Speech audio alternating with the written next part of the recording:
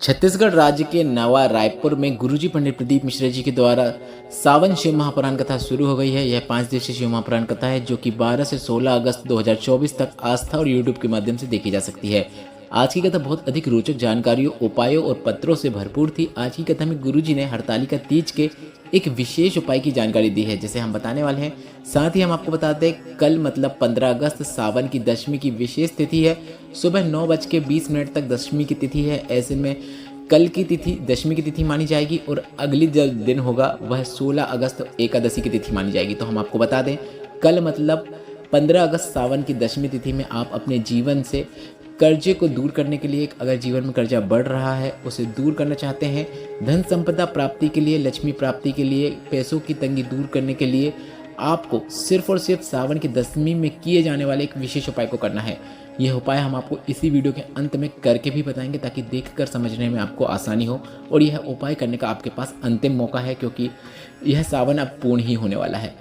आज 14 अगस्त तीसरे दिन की सावन शिव महापुराण कथा में गुरुजी ने कुल 17 उपाय पत्र और उपयोगी जानकारियां दी हैं। सभी की जानकारी हम आपको इस वीडियो के माध्यम से दे देंगे। अगर किन्हीं कारणवश आपने आज की कथा नहीं सुन पाई है तो पूरी कथा का रस्ता तो आपको इस छोटे से वीडियो से प्राप्त होने वाला है। बढ़ते हैं आज की कथा की पहली विशेष जानकारी की ओर।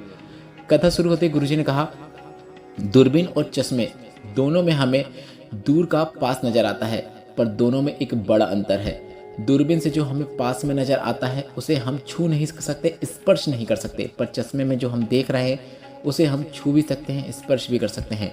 शिव महापुराण की कथा भी दूरबीन की तरह नहीं है, चश्मे की तरह है, जिससे हम भगवान की जितनी भक्ति करते जाते हैं उतना हम भगवान के पास चले जाते हैं और भगवान का स्मरण करते हैं और ऐसा करने से भगवान भी हमारे करीब आ जाते हैं। बढ़ते हैं आज की कथा की दूसरी विशेष जानकारी की ओर। गुरुजी ने कहा, शंकर भगवान के भक्त 2 प्रकार के होते हैं। एक शंकर भगवान को भजता है और दूसरे वो जिन्हें शंकर भगवान भजते हैं। अर्थात आप जल चढ़ा रहे हो, मंदिर जा रहे हो, पर कुछ भक्त ऐसे भी होते हैं जिनसे मिलने के लिए शंकर भगवान भी तरसते हैं। ऐसा तब होता है जब हम भगवान की भक्ति निर्मल मन से, निर्मल भाव से करते हैं। बढ़ते हैं आज की कथा की तीसरी विशेष जानकारी की ओर। गुरुजी ने कहा, आज के लोग जो सनातन धर्म से जुड़े हुए नहीं हैं वे प्रश्न करते हैं कि ये कावड़ मनुष्यों के द्वारा बनाई गई है, कावड़ यात्रा का कहीं पर कोई बखान नहीं है। तो उन्हें पता होना चाहिए पहली बार कावड़ भगवान नारायण ने माता लक्ष्मी के साथ भोलेनाथ को अर्पित की थी। बढ़ते हैं आज की कथा की चौथी विशेष जानकारी की ओर। गुरुजी ने कहा, शिव महापुराण की कथा कहती है, अगर कहीं शिव भक्त शिव पुराण कथा सुन रहा हो तो आपसे जो बन सके उस शिव भक्त का आपको उससे मुख झूठा अवश्य कराना चाहिए। आप अगर 5 लोगों का भी करा पा रहे हैं तो भी पर्याप्त है, उसका फल आपको प्राप्त होकर ही रहता है। अगर आपको कोई कावड़ यात्रा करते हुए नजर आ रहा है तो आपसे बन सके तो आपको उसको पानी पिला देना है।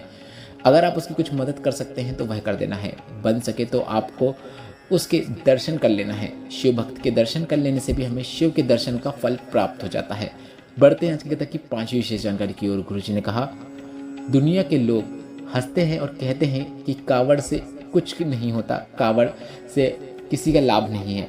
पर गुरुजी ने कहा, जिसने जीवन में एक बार भी दिल से कावड़ जल अर्पित किया है, कावड़ धारण की है और जो उसने प्राप्त किया है आप उससे पूछिए, वह स्वयं आपको बता देगा। और जो सीहोर कुबेरेश्वर धाम की कावड़ यात्रा में आना चाहते हैं तो हम उनको बता दें 17 अगस्त को सुबह 9 बजे कावड़ यात्रा शुरू होगी जो कि सीहोर की सीवन नदी से शुरू होगी। तो अगर आप शामिल होना चाहते हैं तो 17 अगस्त को सीहोर की सीवन नदी के पास पहुंच जाएं, सुबह 9 बजे के पहले पहुंच जाएं। 9 बजे यात्रा शुरू हो जाएगी। इसके बाद यह यात्रा जगधीरा मंदिर चौराहा से होती हुई, कोतवाली चौराहा मेन रोड से होते हुए, इंदौर नाका से होते हुए कुबेरेश्वर धाम चितावालिया हेवा पहुंचेगी, मतलब कुबेरेश्वर धाम मंदिर प्रांगण तक पहुंच जाएगी।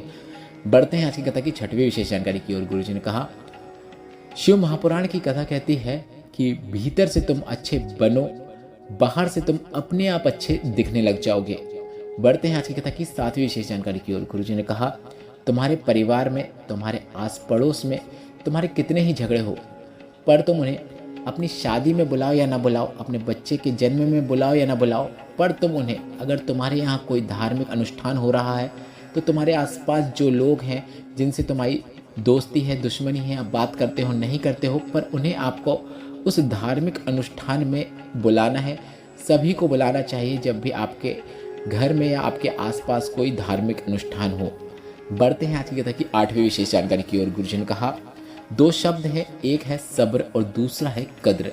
शिव महापुराण की कथा कहती है, अगर कोई काम नहीं हो रहा है, वैभव नहीं आ रहा है, संपदा नहीं आ रही है, तो थोड़ा सब्र रखिए, भगवान की भक्ति कीजिए, परिश्रम कीजिए और थोड़ा सब्र रखोगे तो जब भोलेनाथ तुम्हारी झोली खुशियों से भर देंगे तो उछलना नहीं, जो मिला है उसकी कद्र करना और दुनिया के लोगों को भी कद्र करना। मतलब आपको जब आपको धन मिल रहा है, वैभव मिल रहा है, अच्छा पद मिल रहा है, तो आपको उस पद की, उस धन की भी कद्र करना है और दुनिया के लोगों को छोटा नहीं समझना है, उनकी भी आपको कद्र करना चाहिए। बढ़ते हैं 9वीं विशेष जानकारी की ओर। गुरुजी ने कहा, हरतालिका तीज में आपको प्रयास करना है, 5 से 7 फुलेरा के दर्शन करना है। आज की कथा में गुरुजी का बताया यह हरतालिका तीज का विशेष उपाय है, जिसे आप ध्यान से सुनिएगा। गुरुजी ने कहा, आप हरतालिका तीज का व्रत रखते हैं या नहीं रखते हैं, उससे कोई मतलब नहीं। आपके परिवार में हरतालिका तीज का पूजन होता है या नहीं होता है, उससे भी कोई मतलब नहीं। पर जब हरतालिका तीज का पर्व आए, उस दिन आपको 5 या 7 फुलेरा के दर्शन अवश्य करना चाहिए और बन सके तो आपको किसी भी वृक्ष की पत्तियां तोड़कर भगवान शिव को उस दिन अर्पित अवश्य करना चाहिए। और भजन गा सकते हो तो भजन भी जरूर गाना चाहिए, और भजन नहीं गा सकते हो तो आप श्री शिवाय नमस्तुभ्यम भी अवश्य बोलें। बढ़ते हैं आज की कथा की 10वीं विशेष जानकारी की ओर। प्रभाकरण जी पिथौरा से पत्र लेकर आए, जिसमें लिखा, मेरा भाई जिसकी उम्र 32 वर्ष है, नौकरी के लिए प्रयास करते करते उसकी उम्र बढ़ गई पर उसकी नौकरी नहीं लगी। मेरे भाई ने मुझसे कहा, आज के बाद मैं नौकरी के लिए आवेदन नहीं करूंगा।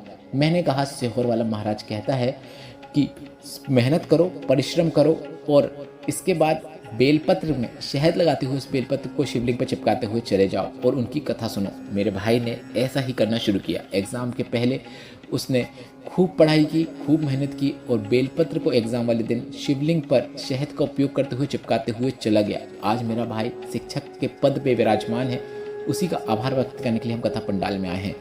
बढ़ते हैं आज की कथा की 11वीं विशेष जानकारी की ओर। हेम प्रकाश पांडे जी पत्र लेकर आए, जिसमें लिखा, मेरी पत्नी के शरीर में गांठ हो गई थी, डॉक्टर ने ऑपरेशन की बोल दिया था और कहा था कि जांच होगी।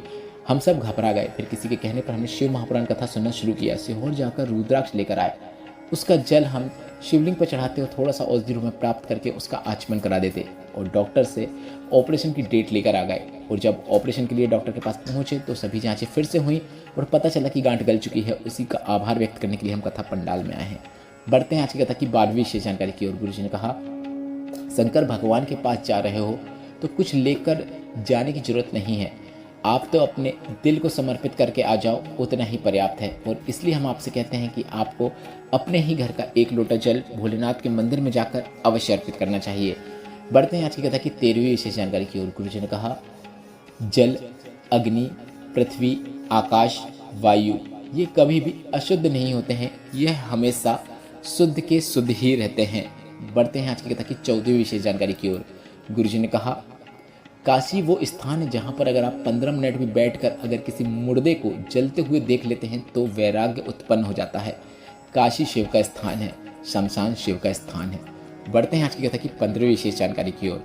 गुरुजी ने कहा, माता पार्वती का कौन सा रूप है जो भगवान शंकर के साथ पुजाता है, जिसमें जूठे भोजन का भोग लगाया जाता है? तो वह रूप है माँ मातंगी का और भगवान शंकर बने मातंग।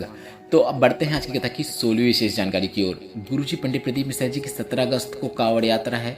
इसके बाद गुरुजी पंडित प्रदीप मिश्रा जी की अगली शिव महापुराण कथा 23 से 29 अगस्त तक होगी, जो कि नांदेड़ में होगी। इसका कथा एड्रेस भी हम आपको 20 से 21 अगस्त तक बता देंगे। साथ ही 3 से 9 सितंबर माह की पहली शिव महापुराण कथा गुड़गांव में होगी। इसका एड्रेस भी हम आपको 28 से 29 अगस्त के बीच में बता देंगे। बढ़ते हैं आज की 17वीं और अंतिम विशेष जानकारी की ओर। गुरुजी पंडित प्रदीप मिश्रा जी का एक ऐसा उपाय जिसे सिर्फ और सिर्फ सावन की 10वीं तिथि में किया जाता है, जिसे आप कल मतलब 15 अगस्त को कर सकते हैं। कल दशमी की विशेष तिथि है और यह मौका आप जाने ना दें, क्योंकि ऐसा मौका अब आपको दोबारा नहीं मिलने वाला है।